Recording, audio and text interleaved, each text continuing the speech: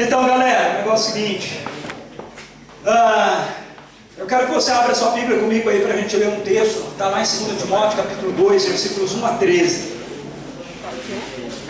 O Pedro hoje de manhã introduziu o nosso tema, explicando um pouquinho qual é a pegada desse lance, né, da busca implacável, né, o que significa isso, né, essa ideia de que você tem um objetivo, um alvo, uma realidade, né, a qual você persegue, né, insistentemente. E ele mostrou aí também como a nossa sociedade é uma sociedade insatisfeita, porque ela vive correndo atrás de um monte de coisas, e quando ela alcança aquilo já não é mais aquilo, né? Já tem outro objetivo, outro alvo, porque na verdade a gente vive correndo atrás de coisas que não nos satisfazem. E ele mostrou que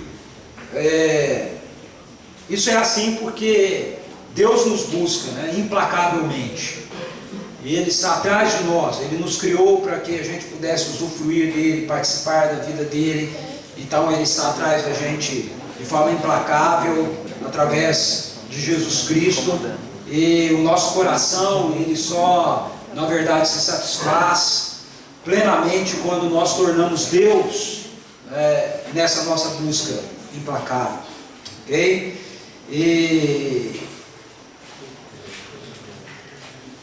Mas o problema disso é que muitas vezes a gente entra nessa também de buscar a Deus com a mesma perspectiva que a gente está buscando outras coisas, não é? Então a gente busca muitas coisas, e ascensão profissional, dinheiro, ser o cara da hora, né? A menina mais badalada e tal, e quando a gente chega lá, ou a gente chega perto, próximo, aquilo já não tem mais sentido, a gente já está com outra meta, outro alvo, a gente já está buscando outra realidade, e às vezes a gente inclui Deus nisso, né? Que Deus tem que ser uma dessas coisas que nós buscamos, né? E aí a gente tenta buscá-lo, mas a gente de fato não faz isso, né, de todo o coração. Então o que eu quero conversar com vocês essa noite é sobre esse lance da gente, se a gente entrar nessa mesmo de buscar a Deus para valer, né, fazer dele, responder a ele, como nós vimos essa manhã, né, como aquele que a gente tem que buscar de forma implacável, então que nós não devemos fazer isso mais ou menos, que a gente não deve entrar nisso para brincar. E nesse texto aí de 2 Timóteo, capítulo 2, versículos 1 a 13, o apóstolo Paulo, ele, que escreveu essa carta, ele trata isso conosco, né? E primeiramente com Timóteo, para quem ele escreveu a carta. Só para você entender, quem escreveu essa carta foi um perseguidor, né? Um buscador implacável de Deus. Paulo, ele foi um homem que sempre teve no seu coração o maior desejo de todos, que era conhecer a Deus. Ele sempre fez disso a sua busca implacável, desde novo, desde cedo. Por isso ele resolveu ser um rabino. Ele queria aprender a conhecer a Deus e a buscar a Deus de todo o seu coração. E o que ele conhecia da sua religião é que para se fazer isso ele deveria ser uma pessoa que guardava a lei de Deus, dada lá no Antigo Testamento, e ele deveria se esforçar o máximo possível para viver aquilo de forma intensa e séria, porque aquilo seria a maneira dele conseguir então alcançar a Deus. E ele vive assim por um bom tempo, mas essa realidade, apesar de estar alinhada com a religião, não o satisfazia. Ainda assim ele continuava tendo esse anseio e esse desejo por Deus, até que numa pegada aí que ele estava indo para prender alguns seguidores de Jesus, porque Paulo não acreditava que Jesus Cristo era Deus, Jesus então se encontra com ele e diz para Paulo que a busca dele estava terminada, né? Que ele era Jesus a quem ele estava perseguindo, né? Quando ele aparece, a voz fala com ele a história diz que ele fica cego, né, que ele cai. Alguns falam que ele cai do cavalo, né? A gente não sabe se ele caiu do cavalo, se ele só caiu, né, sem cavalo, né? O fato é que caiu e ficou cego. E aí a voz fala com ele, né, dizendo: Saulo, Saulo. Então depois o nome dele muda para Paulo. Por que me persegues? E aí Saulo diz para ele: quem és tu, Senhor? E ele diz: eu sou Jesus, a quem tu persegues. Então Saulo não sabia disso, mas o coração dele perseguia o tempo todo a Jesus, né? E Jesus o alcançou de forma implacável, e a partir disso então ele passou a buscar a Deus de modo implacável e ensinar outras pessoas a fazerem isso. E aqui, né, quando ele escreve essa carta, ele já está velho, ele está numa prisão em Roma. O imperador da época era um homem chamado Nero. Nero foi um sujeito tão maluco que hoje você não vê ninguém chamado Nero, né? Nero é um nome que a gente dá para cachorro, né? Nero, Nero e tal, né? Não conheço ninguém que chama Nero, não conheço que chama Nero, só conheço cachorro que chama Nero. Por sinal, eu tive um que chama Nero, né? E o Paulo está preso, então, esperando a sentença dele ser cumprida. Ele havia sido sentenciado à morte por Nero, porque ele era um perseguidor implacável de Deus, um buscador implacável de Deus. E da prisão, enquanto ele está aguardando o momento da sua morte, como ele era um judeu, mas ele também era um cidadão romano, então ele não podia morrer crucificado, que era a maneira que os romanos gostavam de matar, né, geralmente os cristãos, para fazê-los sofrerem bastante. Mas como ele era um cidadão romano, ele não podia morrer crucificado. Então o cidadão romano morria decapitado, né, para não sentir dor, né? Então era rapidinho. E Paulo está lá esperando esse momento da sua decapitação, e aí ele escreve essa carta aqui para Timóteo, porque ele quer que Timóteo também fosse, né, um implacável buscador de Deus. Timóteo tinha sido uma das pessoas que Paulo havia levado a Jesus e havia discipulado nos caminhos, né, do Senhor. E aí o texto diz assim: portanto você, meu filho, fortifique-se na graça que há em Cristo Jesus, e as palavras que me ouviu dizer na presença de muitas testemunhas, confia-as a homens fiéis que sejam também capazes de ensinar outros. Suporte comigo o meu sofrimento, como bom soldado de Cristo Jesus. Nenhum soldado se deixa envolver pelos negócios da vida civil, já que deseja agradar aquele que o alistou. Semelhantemente, nenhum atleta é coroado como vencedor, se não competir de acordo com as regras. O lavrador que trabalha arduamente deve ser o primeiro a participar dos frutos da colheita. Reflita no que estou dizendo, pois o Senhor lhe dará entendimento em tudo. Lembre-se de Jesus Cristo, ressuscitado dos mortos, descendente de Davi, conforme o meu evangelho, pelo qual sofro e até estou preso como criminoso, contudo a palavra de Deus não está presa. Por isso tudo suporto por causa dos eleitos, para que também eles alcancem a salvação que está em Cristo Jesus, com glória eterna. Essa palavra é digna de confiança. Se morremos com Ele também viveremos. Se perseveramos com Ele, também reinaremos. Se o negamos, Ele também nos negará. Se somos infiéis, Ele permanece fiel, pois não pode negar-se a si mesmo. Que Deus fale ao nosso coração um pouco mais do que Ele já tem falado. Amém? No karatê, nós usamos uma expressão quando alguém quer brincar de lutar com a gente, né? A pessoa vem brincadeira, né, e tal, assim, né, querendo socar, chutar, né, e quer que a gente reaja. Então geralmente a gente usa essa expressão assim: eu não brinco de lutar e eu nem luto de brincadeira. Eu não brinco de lutar e eu nem luto de brincadeira. Ou seja, na hora que, pelo menos dentro do karatê que eu ensino, né, e que eu aprendi, o karatê Budô, né? Budô significa caminho do guerreiro, né? Arte do guerreiro, ok? Então esse karatê é um karatê que precisa ser usado quando a situação for real, né? Quando a luta né, ela tiver que acontecer para valer, né?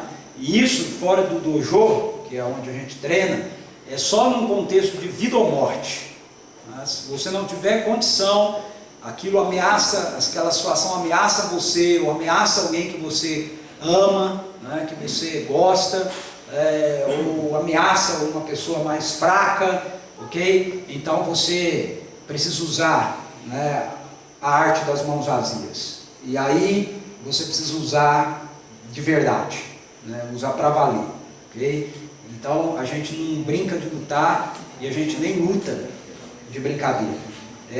E isso tem a ver com essa perspectiva também relacionada ao Evangelho, ok? Porque quando nós compreendemos essa realidade de que Deus, Ele está nos buscando, e Ele nos busca em Cristo Jesus de forma implacável, ok? Ele não está fazendo isso de brincadeira com a gente, Ele está fazendo isso para valer. E quando a gente se rende a essa realidade do Evangelho, a essa boa notícia daquilo que Deus fez por nós através de Cristo Jesus, então o Evangelho nos convida também para assumirmos uma vida de compromisso, uma vida para valer, ok? Com aquilo que Deus planeja para nós e com aquilo que Deus deseja realizar na nossa vida e através da nossa vida. Quem já ouviu falar aqui dos kamikazes? Quem já ouviu falar dos kamikazes? Levanta a mão alta aí, gente. Está com desodorante vencido? Não, não tomou banho? Beleza. Abaixa a mão. Ok. Os kamikazes são aqueles, eram aqueles pilotos japoneses que na Segunda Guerra Mundial eles vinham com os aviões deles atacar em determinados pontos, e eles se lançavam com os aviões, né? Quando terminava as balas, ou terminava as bombas, a munição, eles se jogavam com os próprios aviões, né, sobre os seus alvos, e eles morriam. Eles chamavam kamikazes, né? Então pilotos suicidas, né? Eles falavam, nossa, que maluco, né? Que loucura.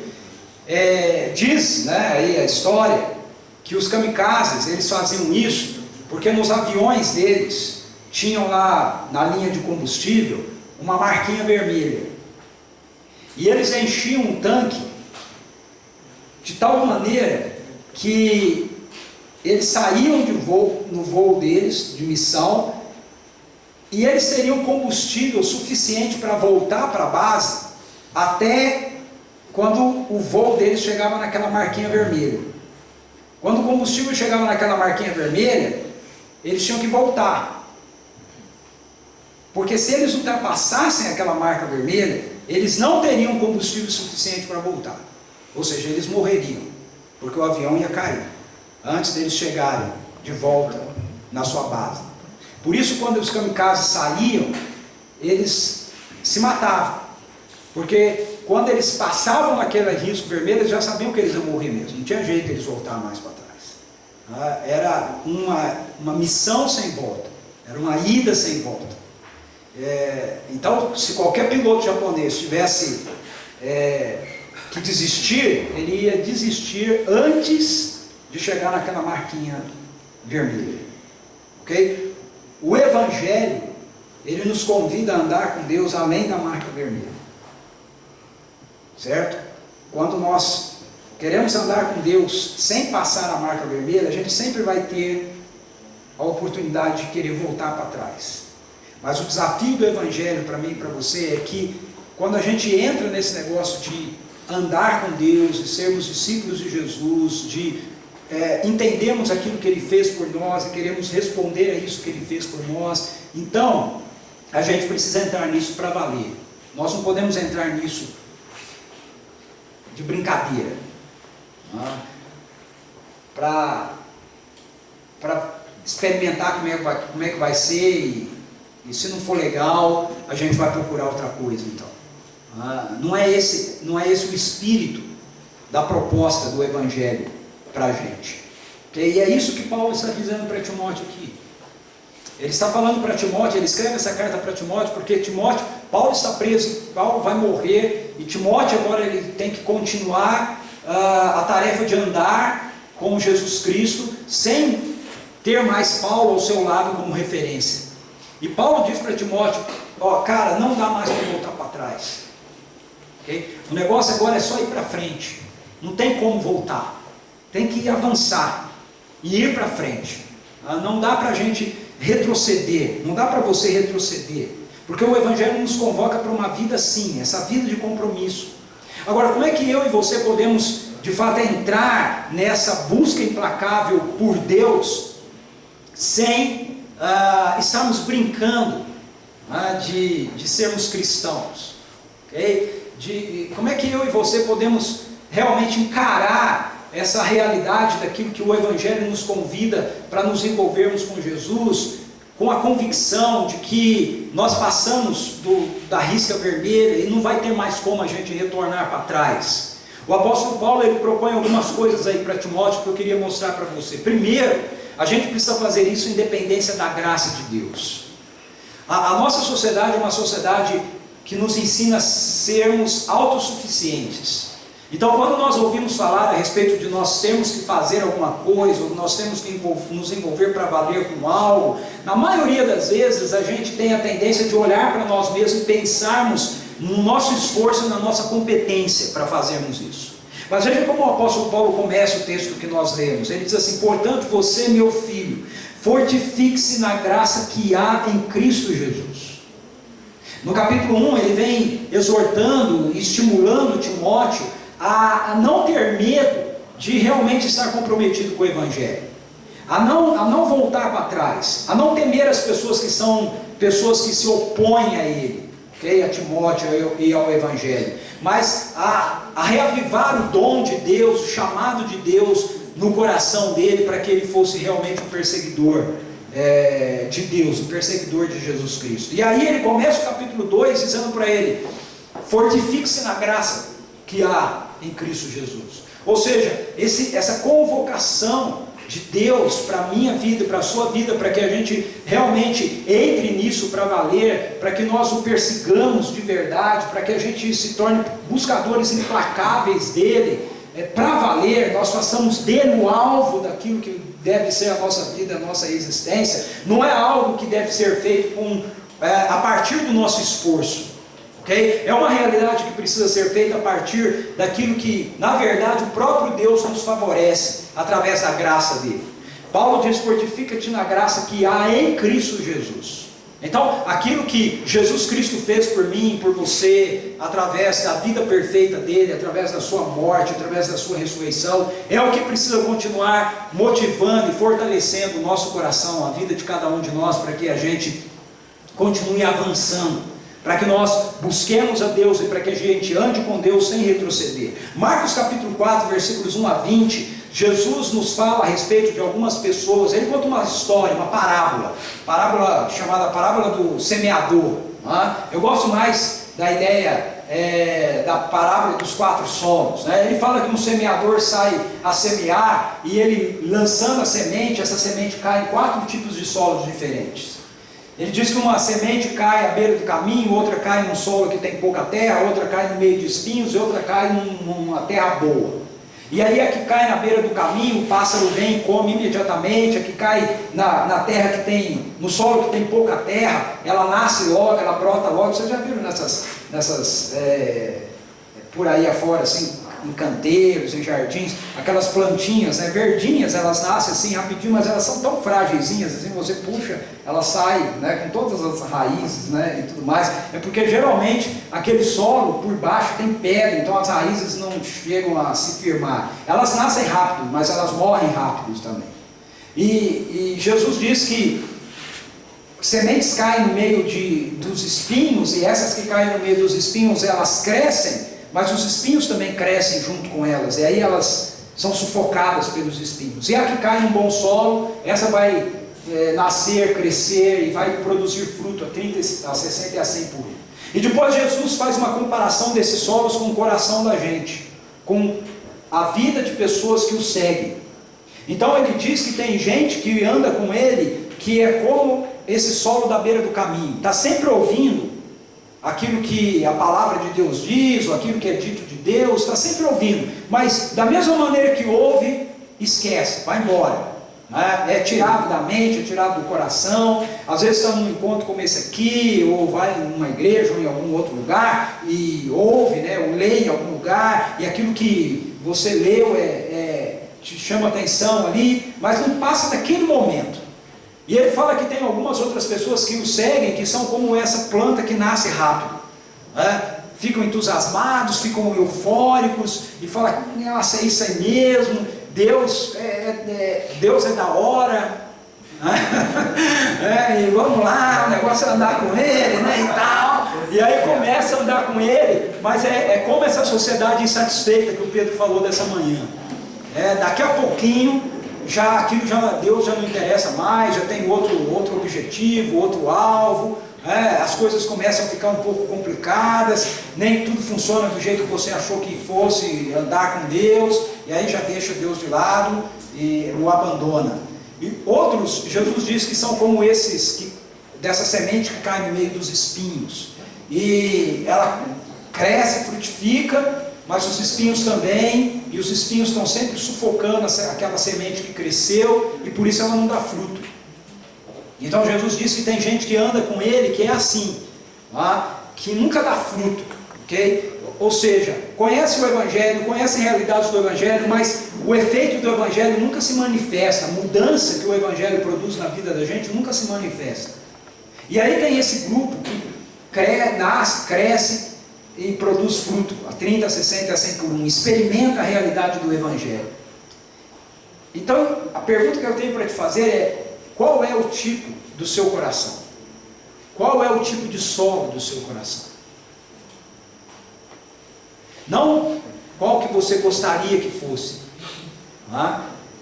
E se eu perguntar isso, eu espero que todos aqui queiram que seja o quarto solo. Mas qual é o solo do seu coração? Okay? Como ele está preparado para receber a realidade da graça de Deus? Fortifica-te na graça que há em Cristo Jesus. Okay? A maneira da gente ter um coração que seja apto para ser o quarto solo, na verdade não é o nosso esforço. Eu preciso me esforçar mais para eu ser melhor, e eu servir a Deus melhor. Para que a gente seja o quarto tipo de solo, na verdade, o que a gente precisa é reconhecer a nossa dependência de Deus. Ok? Eu preciso me reconhecer como uma pessoa dependente de Deus. Muitas vezes a gente não consegue compreender essa realidade, mas as Escrituras, a Bíblia diz para a gente que só existe uma realidade que faz com que Deus detenha a graça dele, o favor dele para conosco. Essa realidade é a soberba, é o orgulho. É nós olharmos para nós mesmos e nós nos acharmos bons, nós nos acharmos capazes, nós nos acharmos autossuficientes, nós nos acharmos merecedores, porque nós fazemos coisas boas. As Escrituras nos dizem, na verdade, que quando nós temos essa postura, Deus, Ele retém a graça dele da gente. Mas quando nós olhamos para nós e nós reconhecemos que nós somos falhos, que nós somos limitados, que nós, por nós mesmos, pelo nosso próprio esforço, nós não vamos conseguir agradar a Deus. Então, a graça de Deus nos favorece. Isso pode parecer um pouco esquisito para a gente, porque a nossa sociedade é essa sociedade que trabalha em cima da nossa autossuficiência. Isso não é só da nossa sociedade contemporânea, isso sempre foi assim. Na Bíblia e na história, ao longo de toda a história, isso é assim. A sociedade nos propõe, nos incentiva a uma vida de autossuficiência, mas as Escrituras nos propõem e nos incentiva a uma vida de dependência. Então, para que a gente não entre de brincadeira nesse negócio de nós sermos buscadores implacáveis de Deus, a primeira coisa que nós precisamos fazer é dependermos da sua graça, dependermos dele, dependermos daquilo que ele realiza, que ele fez por nós. Em segundo lugar, Paulo diz que nós precisamos buscá-lo em determinada perseverança. Em determinada perseverança. A ideia ocidental, quando eu olho assim para a igreja no Ocidente, eu percebo que a fé cristã no Ocidente, essa que a gente vê aí na televisão, né, em tantos lugares, ela nos é apresentada com a ideia de que ter uma vida com Deus é mais ou menos como você ir fazer um passeio na Disneylandia, né? Você dá uma volta na Disney, entendeu? Com Deus tudo é maravilhoso, né? Com Deus tudo é lindo, com Deus tudo é deslumbrante, com Deus tudo é perfeito, com Deus tudo vai dar certo, com Deus e com Deus e com Deus, né? Então fica parecendo que você chega na Disney, né? Esse é o mundo bem feliz, né? Então você está lá e aí agora você está com Jesus, agora vai ser tudo mil maravilhas, mas essa não é a perspectiva que as Escrituras passam para a gente. Na verdade, o que as Escrituras apresentam para a gente é que andar com Deus, ser um buscador implacável por Deus, vai exigir de nós dependência da graça dele, mas muita perseverança em relação a isso, ok? Muita perseverança em, fortalecido por essa graça, caminharmos com ele, andarmos com ele. E aí Paulo usa alguns exemplos bastante interessantes disso para Timóteo. Ele diz para Timóteo que ele precisa se fortalecer na graça que está em Cristo Jesus, ele tem que ser um buscador implacável de Deus, e isso implica em ele encontrar outras pessoas para quem ele vai apresentar o Evangelho, e a quem ele vai ensinar a serem buscadores de Deus, e que vão ensinar outras pessoas também a serem buscadores de Deus. E aí então ele usa o exemplo, dizendo assim para ele: olha, faça isso com perseverança, como um soldado que é dedicado àquele que o arregimentou. Versos 3 e 4, ele diz: suporte comigo os meus sofrimentos como bom soldado de Cristo. Nenhum soldado deixa envolver-se pelo negócio da vida civil, já que deseja agradar aquele que o alistou. Então, essa nossa perseverança em andar com Jesus precisa ser parecida com a dedicação de um soldado. Quando o soldado se alista num exército, ele está comprometido, ou nas forças armadas, né, pode ser marinha ou aeronáutica, ele está comprometido com aquele que o arregimentou. A vida dele agora vai ser vivida em compromisso, em dedicação absoluta àquele que o arregimentou. No caso secular, né, tem a ver com o governo ou uma força armada específica. No caso lá do Japão, que eu usei como exemplo, né, um kamikaze em relação à aeronáutica, né, a força aérea japonesa, com um compromisso de dar a vida, okay, naquela missão que ele iria ser enviado, que ele iria sair. Paulo usa essa figura do soldado romano, que era um cara que quando se alistava, ele tinha um compromisso completo com Roma, né, de dar a vida dele por Roma.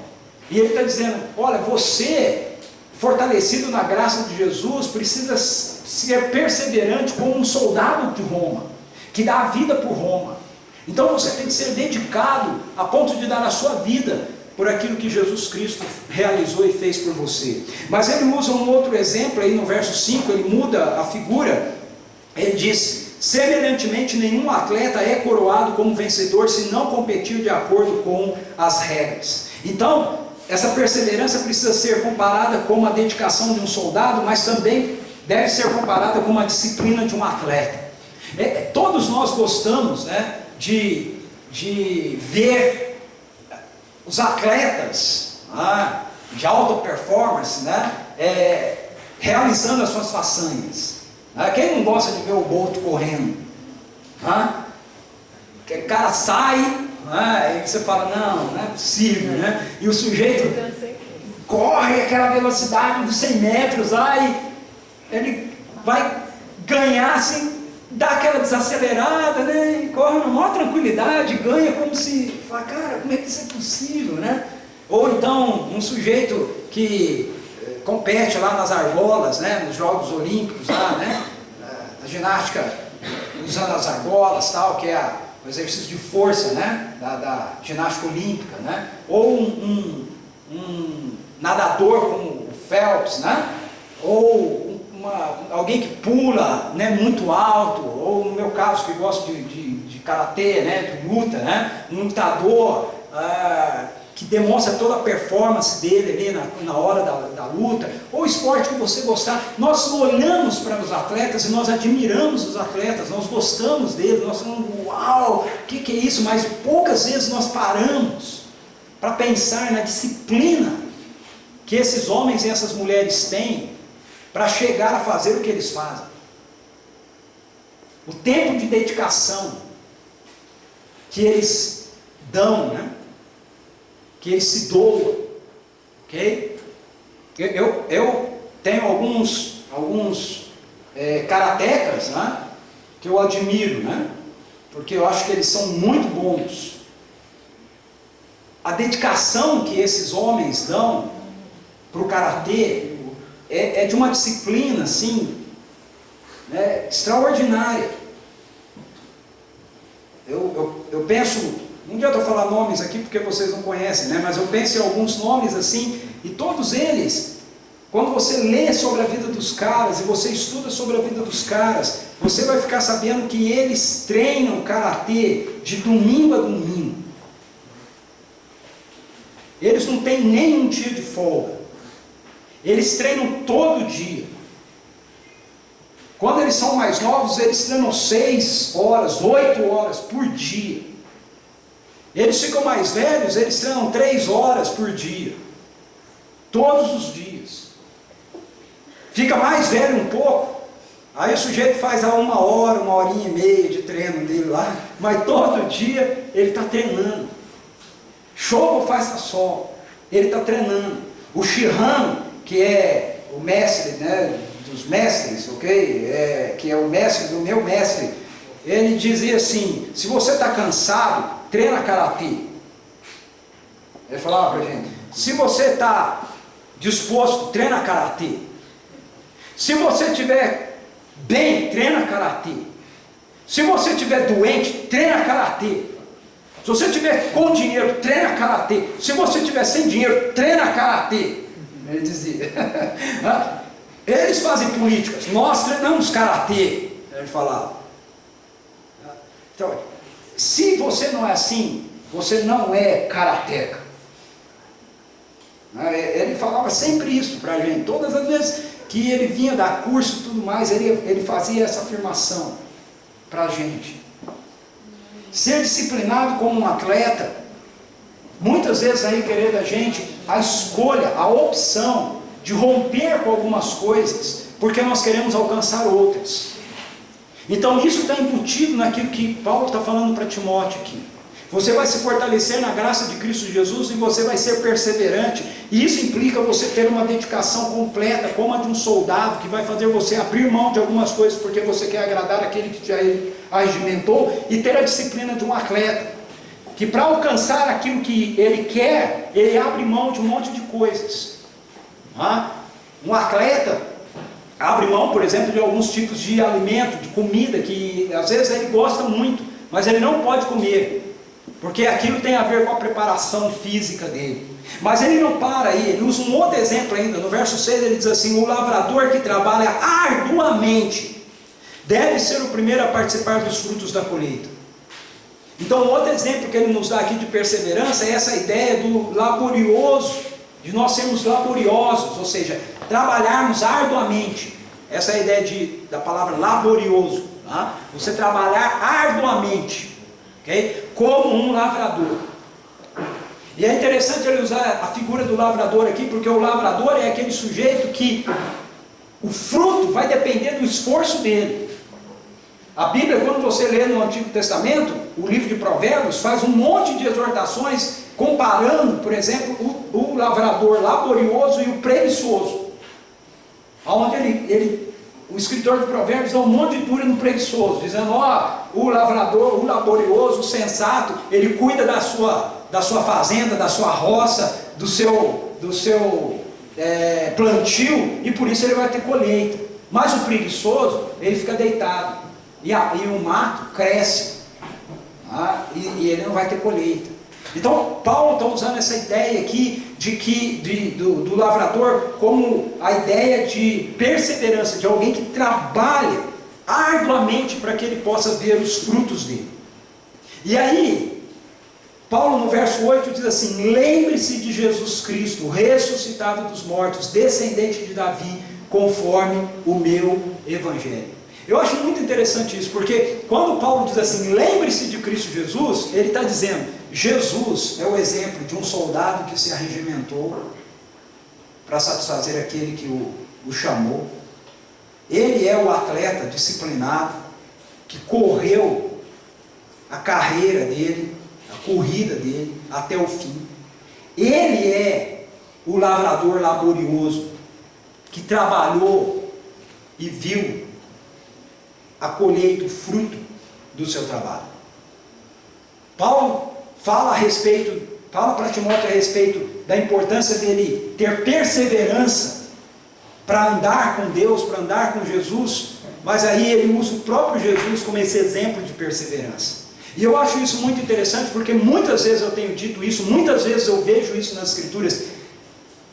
Deus nunca diz para a gente fazer nada que Ele mesmo não tenha feito. Jesus nunca diz para qualquer um de nós fazermos qualquer coisa que Ele mesmo não tenha feito. Então, quando as Escrituras nos falam a respeito desse tipo de perseverança, ela tem como exemplo maior disso o próprio Jesus. Ele não está mandando você fazer algo que Ele mesmo não tenha feito. Ele está dizendo, olha, dependa da minha graça e seja perseverante nela e mire-se em mim, porque eu fui assim, eu sou assim. Um exemplo que nós podemos dar disso num texto bíblico é esse de Hebreus 12, 2 e 3. Veja como o escritor de Hebreus mostra para a gente essa perspectiva da perseverança de Jesus, como de um soldado, como de um atleta, como de um lavrador. Ele diz assim, tendo os olhos fitos em Jesus, autor e consumador da nossa fé, ele, pela alegria que lhe fora proposta, suportou a cruz, desprezando a vergonha, e assentou-se à direita do trono de Deus. Pensem bem naquele que suportou tal oposição dos pecadores contra si mesmo, para que vocês não se cansem e nem se desanimem.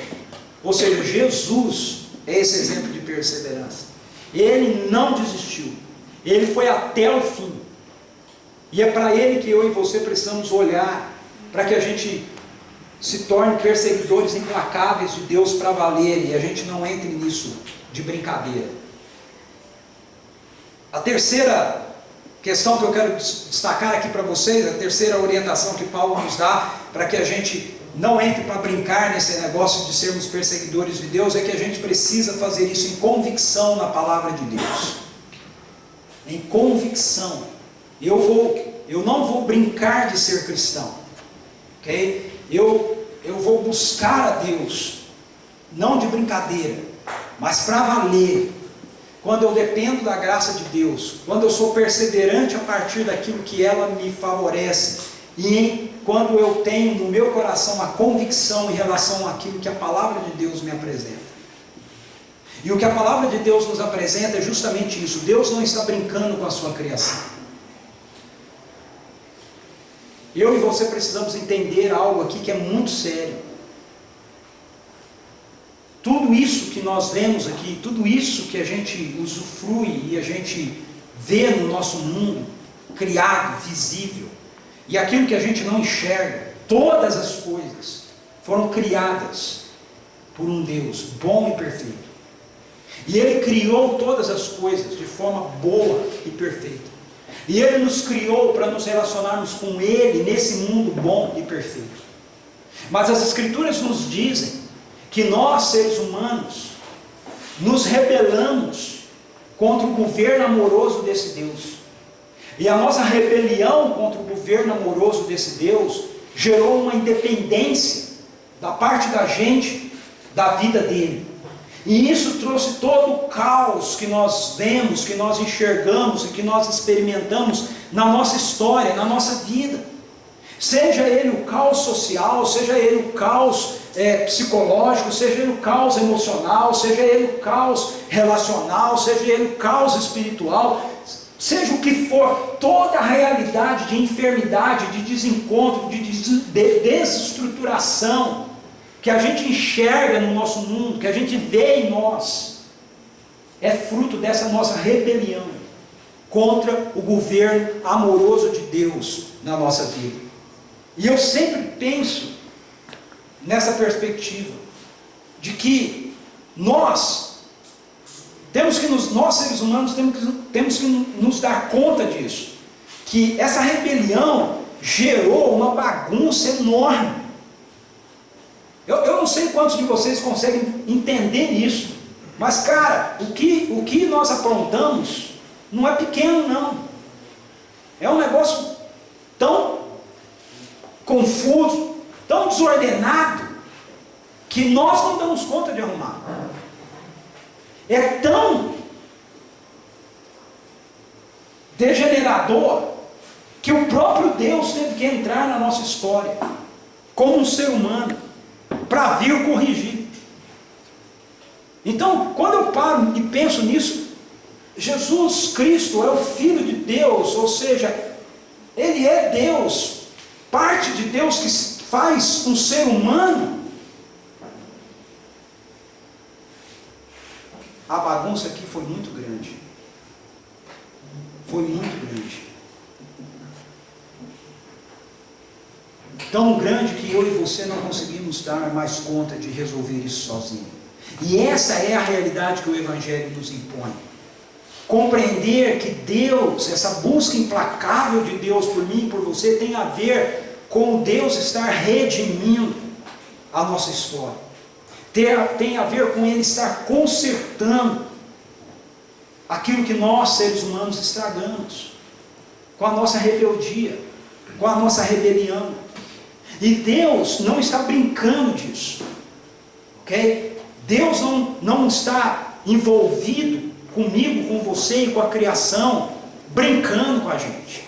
Algumas pessoas têm uma visão assim de Deus e passam para a gente uma visão assim de Deus, como se Deus fosse um sujeito, né, todo poderoso, distante, e ele ficasse então brincando, né, com a sua criação, ora fazendo umas coisinhas aqui, ora fazendo umas coisinhas ali, ora mandando um maremotozinho lá, uma tsunamizinha colar, né? Não, Deus não está fazendo isso. Algumas pessoas passam para a gente a ideia de que Deus é um Deus vingativo, que se a gente não amá-lo, se a gente não aceitá-lo, se a gente não se render a Jesus Cristo, então Ele vai mandar quem não fez isso para o inferno no fim, né? Não, Ele não vai, sabe por quê? Nós já estamos lá, meu amigo. Nós vamos experimentar a plenitude dessa realidade do inferno um dia. E nós vamos experimentar essa realidade da plenitude do inferno um dia, porque nós já estamos nela. As Escrituras nos dizem que nós estamos mortos nos nossos delitos e pecados, e isso é o inferno, é morte, é separação de Deus. Então as Escrituras nos dizem em João 3,18 que Jesus entrou para nos tirar disso, para nos tirar dessa confusão, e Deus não está brincando. Talvez a gente pudesse usar um exemplo aqui, como se você estivesse no mar, né, na praia, no mar, e você estivesse se afogando. Um guarda-vida, se ele tiver que te salvar, ele não vai brincar, ele vai entrar no mar para te tirar de lá, e ele vai ter que fazer o que for necessário fazer para te arrancar de lá. E é isso que Deus veio fazer através de Jesus. Nós estávamos na pior, e Deus veio resolver esse negócio através de Jesus Cristo, e Ele está trabalhando nisso. E as Escrituras nos dizem que Ele está conduzindo toda a história para chegar a um ponto final nesse concerto, nessa restauração, que a gente chama de consumação. Ou seja, vai chegar um dia onde todas as coisas vão ser colocadas em ordem novamente. Então a fé cristã, ela não tem a ver com um convite para a gente ter uma vida de religiosidade privada. Ser um buscador autêntico de Deus, não entrar nisso de brincadeira, é entender que a proposta do Evangelho não é para que você tenha uma religião, não é para que você seja uma pessoa que tenha uma fé religiosa, assim como outras religiões, seguidores de outras religiões, cada um tem a sua fé e você também tem a sua fé. Não, não é essa a perspectiva da Bíblia. A perspectiva que a Bíblia nos apresenta é que a fé cristã é uma convocação para que a gente possa viver a partir de uma nova cosmovisão de vida. O que você encontra na Bíblia, nesse livro, é uma apresentação de uma cosmovisão de vida, tá? De como o mundo deve ser, do que está acontecendo no mundo, e do que Deus está fazendo para consertar aquilo que está acontecendo no mundo. Então muitas pessoas vão dizer para mim e para você: ok, legal esse negócio de você ser cristão, de você ir na igreja, mas isso, fé, Bíblia, falar disso é um negócio de religião. Vai conversar isso lá na sua igreja, vai falar disso lá entre os seus amigos, conversa disso e fala disso lá no meio das pessoas que pensam e entendem como você. Mas as Escrituras dizem para mim e para você que isso, a fé cristã, tem a ver com você contar para as pessoas que as coisas não eram para ser assim. Não era para ser assim. E que Deus está consertando todas as coisas.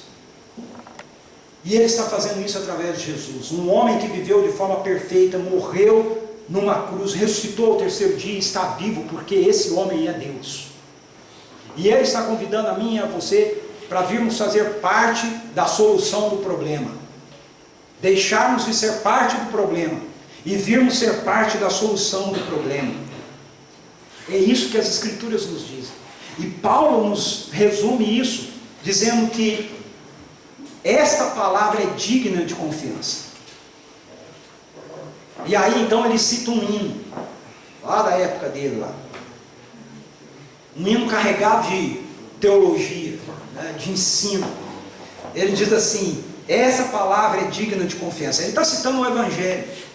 Se morrermos com Ele também viveremos. A morte de Jesus Cristo na cruz, aceitar que Jesus Cristo morreu naquela cruz, significa aceitar que Ele fez isso por você. E quando eu aceito que Jesus morreu naquela cruz por mim, então eu estou dizendo que a minha vida morreu ali, naquela cruz, com Ele. A minha vida de rebelião morreu ali, naquela cruz, com Ele. E porque Ele ressuscitou ao terceiro dia, então eu vou estar vivo agora, nele, com Ele. Vou experimentar a realidade da vida dele comigo. E essa realidade da vida dele comigo é que me leva a perseverar. E se eu for perseverante no Evangelho, se eu não entrar nisso de brincadeira, mas eu realmente entrar nesse negócio de ser um perseguidor de Deus para valer, então eu vou também reinar com Ele. A experiência do governo de Jesus Cristo vai se manifestar na minha vida, e eu vou reinar com Ele, na consumação por toda a eternidade. Eu vou viver essa realidade do seu reino, por toda a eternidade. E Paulo nos diz, lembre-se, essa palavra é digna de confiança. Ele nos diz assim: se o negarmos, Ele também nos negará. Se nós o negarmos, se nós dissermos: eu não conheço Jesus, eu não aceito isso, não é essa a realidade, não é por aí, esse negócio é fanatismo, vai chegar um dia onde todas as coisas vão se consumar e Ele também nos negará. Ele também vai naquele dia olhar para mim, olhar para você e vai dizer: eu não o conheço, eu não a conheço. Porque nós o negamos. Porque nós confiamos às vezes mais na nossa religiosidade do que no seu amor por nós, manifestado naquela cruz. E religião nenhuma conduz qualquer pessoa para a realidade da consumação daquilo que Deus está fazendo. Isso acontece mediante aquilo que Jesus Cristo fez por nós. Então, se nós o negamos, Ele também nos negará. Se somos infiéis, Ele permanece fiel, pois não pode negar-se a si mesmo. Veja, muitas vezes, nessa caminhada de perseverança, nessa caminhada de buscarmos a Deus para valer, de não brincarmos de sermos cristãos, nós vamos ser infiéis, nós vamos falhar, mas Ele não vai falhar com a gente, Ele vai continuar fiel. Nós podemos falhar com Ele, nós podemos errar, nós podemos pecar, nós podemos ter momentos na nossa vida onde essa nossa busca, ela enfraquece, ela se torna meio tênue, ela se torna frágil. Nós podemos ter momentos na nossa vida que a disciplina do atleta é deixada de lado, que o compromisso do soldado é arrefecido, que o trabalho árduo do lavrador é esquecido. Mas Jesus não. Ele sempre vai continuar comprometido com a sua salvação. Ele sempre vai continuar dedicado à sua transformação.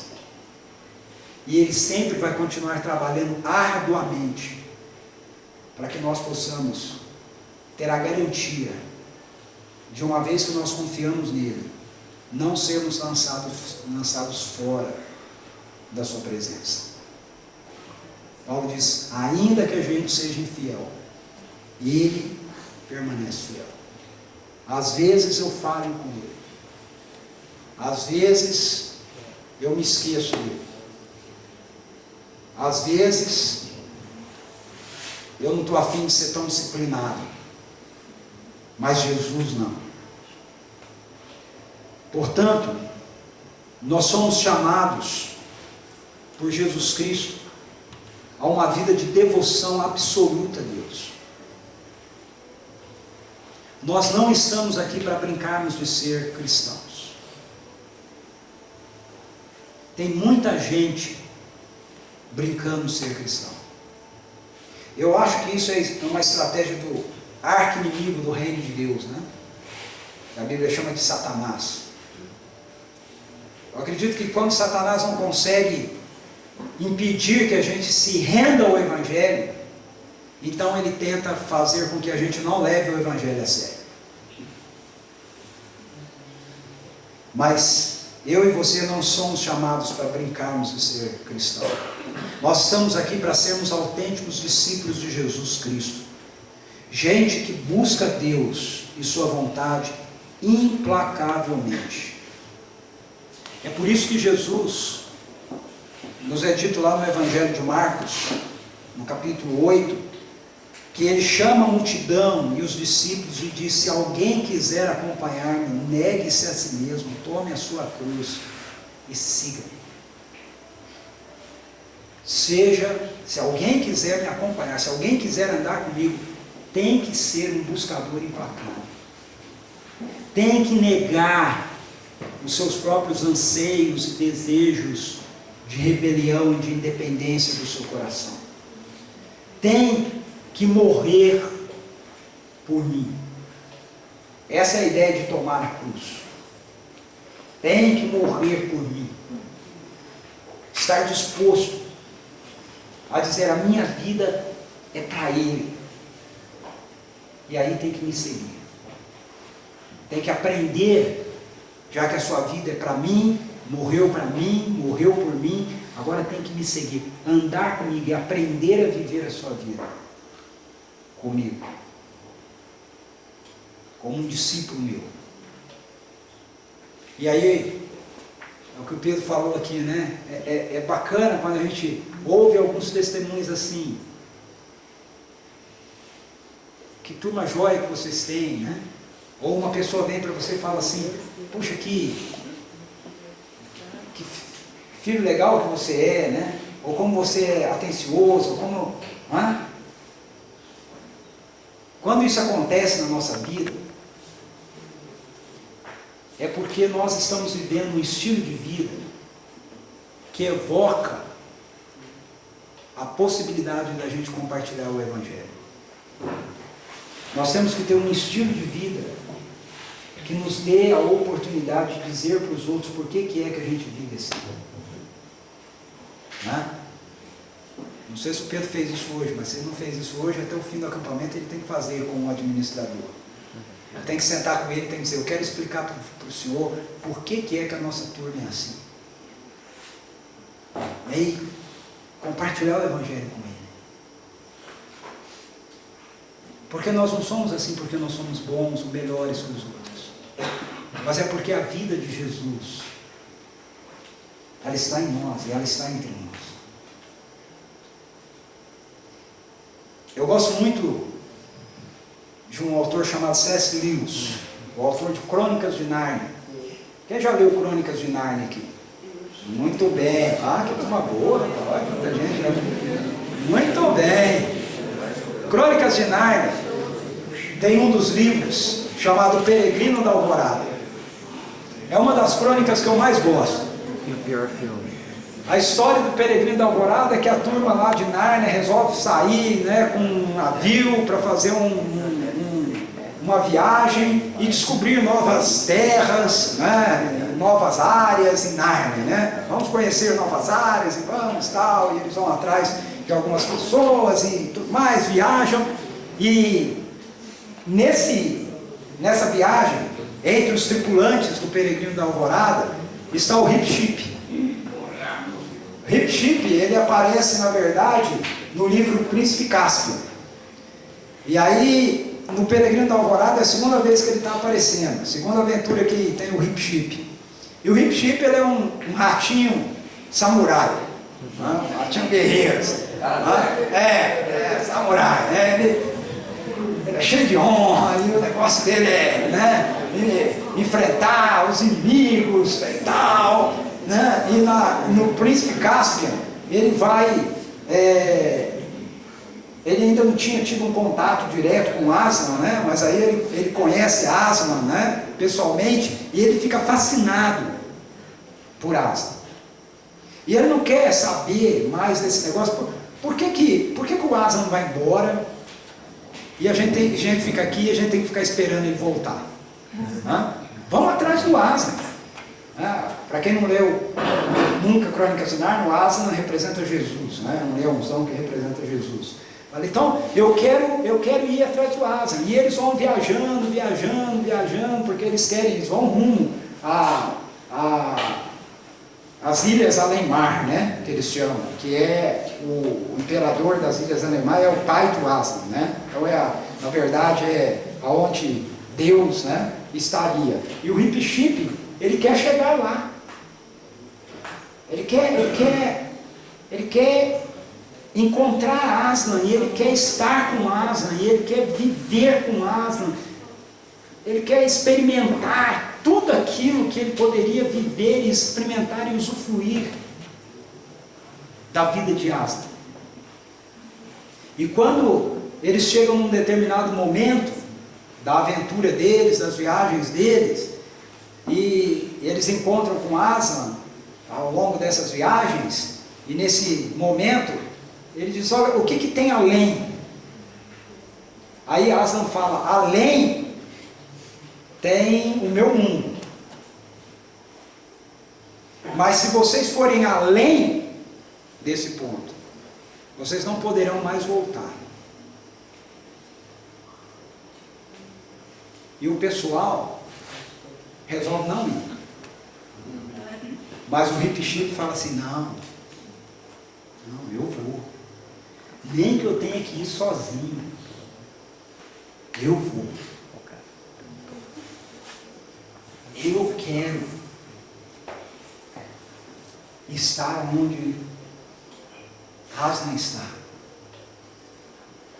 Mesmo que eu não possa mais voltar. Kamikaze. Passou do ponto de retorno. Um buscador implacável. Hip Chip. Para mim, Hip Chip, ele foi inspirado por Lewis num personagem da Bíblia, lá do Antigo Testamento. Na verdade, lá do comecinho da Bíblia. Gênesis capítulo 5. Nos fala a respeito de um homem chamado Enoque. E a Bíblia diz que Enoque andava com Deus.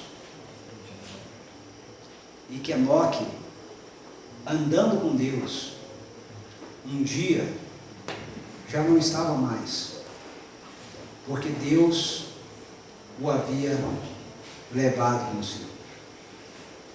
Toda vez que eu leio esse texto, eu sempre fico imaginando na minha cabeça a cena.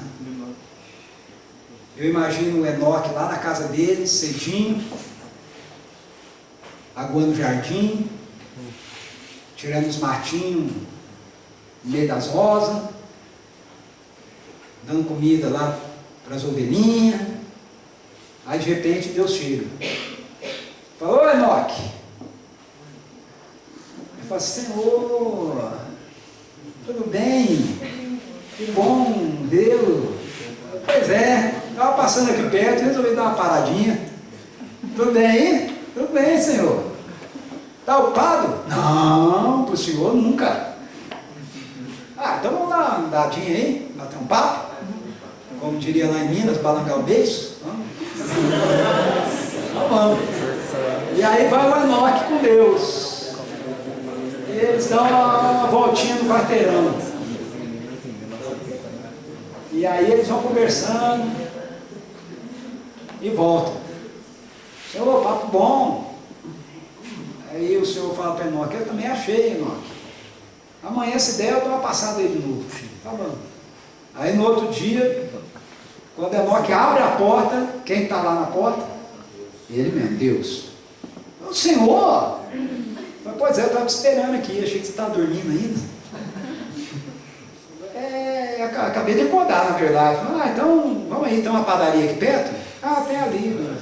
Então vamos até lá, conversando. Ocupado? Não, senhor nunca. Então bora. Aí vai lá, 2 quarteirões, bate um papo, volta. E assim vai, semana após semana. E cada vez que Deus vem, o Senhor chega, o Enoque já está disponível. Chega um dia, o Senhor vai chegando, o Enoque está no portão. Senhor, estava te esperando. É mesmo, Enoque? É. Então, Enoque, vamos andar. E aí eles começam a andar. E eles começam a andar. E eles começam a andar. E vão andando. E vão conversando. E Deus fala da vida dele para Enoque. E Enoque fala da vida dele para Deus. E eles vão caminhando. E chega numa altura, Deus diz assim para Enoque, então, Enoque, agora, daqui para frente, não dá mais para você continuar. Você pode voltar. Ou você pode continuar e conhecer onde eu moro. Mas se você fizer isso, não dá mais para voltar. E até hoje a gente está esperando saber onde é que o Enoque foi parar. Hip Chip. Hip Chip. Não brinco de lutar. Não luto de brincadeira. Não brinco de ser cristão. Não entrei nisso por causa da religião. Entrei nesse negócio porque Deus veio à porta da minha casa e me convidou para andar com Ele. Vocês vão me achar quando vocês me buscarem de todo o seu coração. Vamos orar?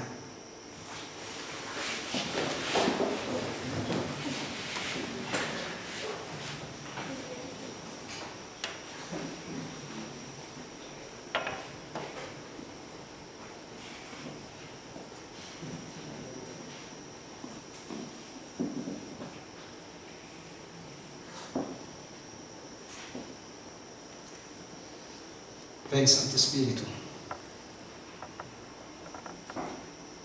mais de Ti, Senhor.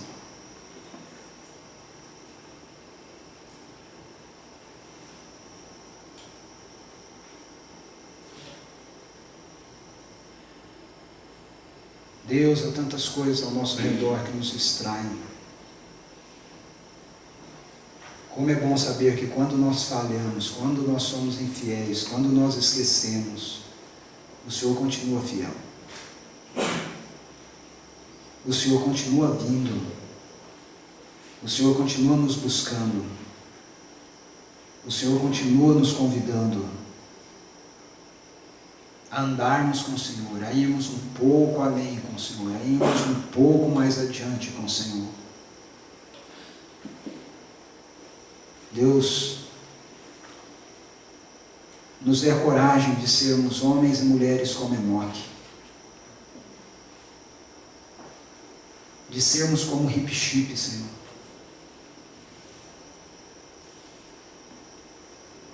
Que possamos decidir andar com o Senhor de tal maneira que, ainda que ninguém mais vá, ainda que ninguém mais ande, a gente continue andando, a gente continue indo, Senhor.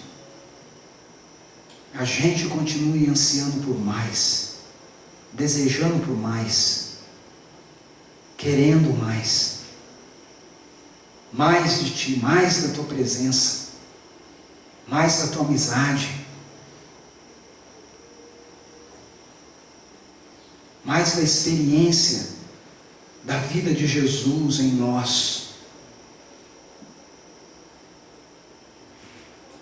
Que possamos ser como Paulo, Senhor, um buscador implacável, Deus. Que ainda que estejamos numa situação como ele, de prisão, Senhor, saibamos que a Sua palavra não está aprisionada. Saibamos, ó Deus, que nós temos um lugar guardado e garantido pelo Senhor, providenciado para aqueles que Te amam.